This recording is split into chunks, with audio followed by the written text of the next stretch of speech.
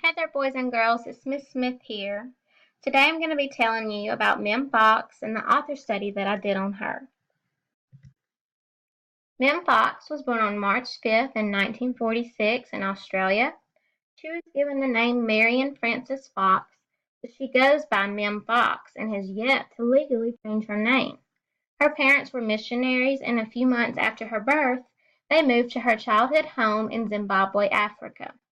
In 1965, she traveled to London and began attending a drama school. She met her soon-to-be husband, Malcolm Fox, and they married in 1969. Mem worked as an English teacher, and Malcolm worked as a volunteer. They had one daughter, Chloe Fox. In 1970, they moved to South Australia, where her father, Wilfred Gordon, lived. She began Flinders University and studied children's literature. She had an assignment that became her basis for her award-winning book, Possum Magic.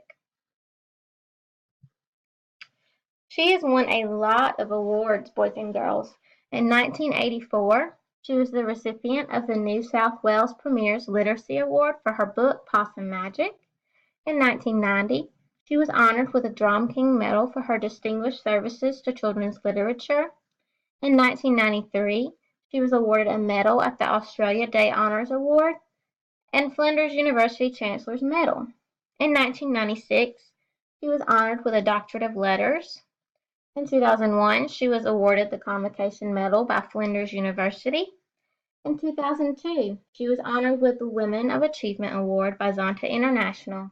And in 2003, she was the recipient of the Prime Minister's Centenary Medal, and she was also honored with the Children's Language and Literature Award from the Speech Pathology Association of Australia.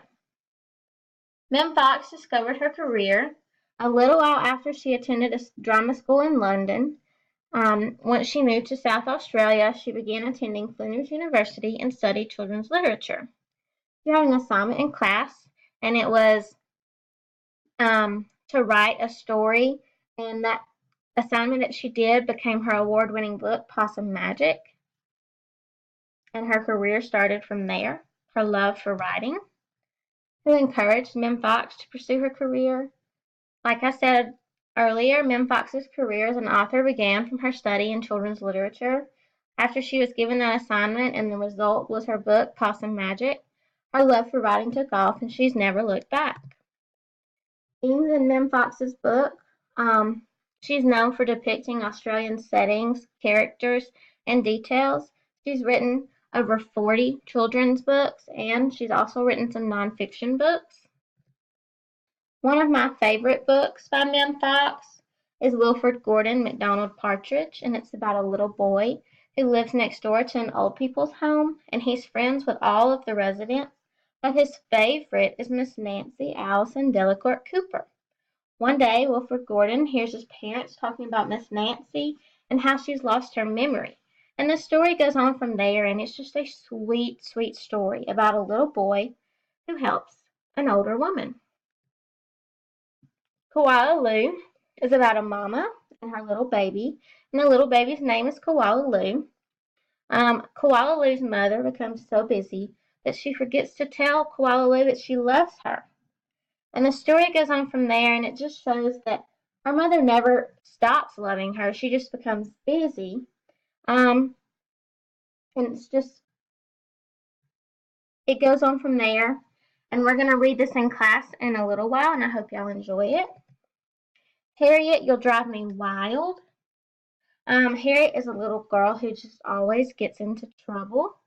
She doesn't mean to, and her mother doesn't mean to lose her temper and get upset. Sometimes she just does.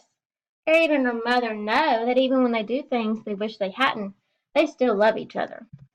Possum Magic has two main characters, Grandma Posh and Hush. Hush has been made invisible by Grandma to protect her from Australian bush dangers. And the story tells and gives details about Australia, and it's a great read. Tell Me About Your Day Today is about a little boy and his stuffed animals, and when he comes home, he tells about his day, and all of his stuffed animals tells him about theirs. Tough Boris Boris von der Borch is a mean, greedy, ugly old pirate, and he's tough and he's rough, just like all pirates, right? But when a young boy sneaks onto Boris's ship, he discovers that Boris and his mates aren't exactly what he expected. A Bedtime Story is a very good book. Who doesn't like a bedtime story when they're going to sleep? I know I do. Um, and this book, Polly and Bed Rabbit, they want a bedtime story too. Um, for one of This is one of the most popular books for young children today, and it's an important message about families reading together, and is a wonderfully warm and satisfying nighttime read. Sophie, I'm not going to give you a summary about Sophie. I'm just going to read it aloud to you real quick because it's a short read.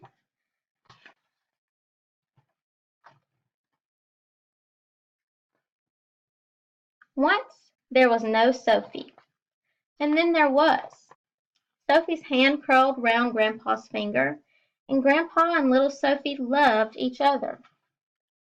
Sophie grew and grew and grew till she was big enough to work with Grandpa, big enough to look Grandpa in the eye, and Grandpa grew older and slower and smaller. Sophie and little Grandpa loved each other. Grandpa's hand held on to Sophie's, and then there was no Grandpa, just emptiness and sadness for a while.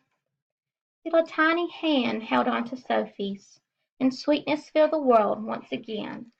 And so, boys and girls, this book has beautiful illustrations, and I hope you take the time to read it. But it just teaches us and it introduces us to the sadness of death and how special and precious life is. And when it introduces us to death, it shows us that it's not sad all the time, that it gets better. And we are sad when someone we loved dies, but this book shows us that good things happen too, okay? And that's the end of my author study by Mem Fox. And I hope you enjoyed it, and I hope you take the time to go read some books by her. And I'm going to leave with one of my favorite quotes. And it's, "Books don't harm kids, they arm them." And it's from Mem Fox. And it's just, to me, it's saying that books aren't going to hurt you. Books aren't bad for you. Books help you, and they give you, they arm you, as in they give you knowledge, and you can do whatever you want. You can have any information that you need once you read. Reading is the key to success in my book because it's going to help you go far.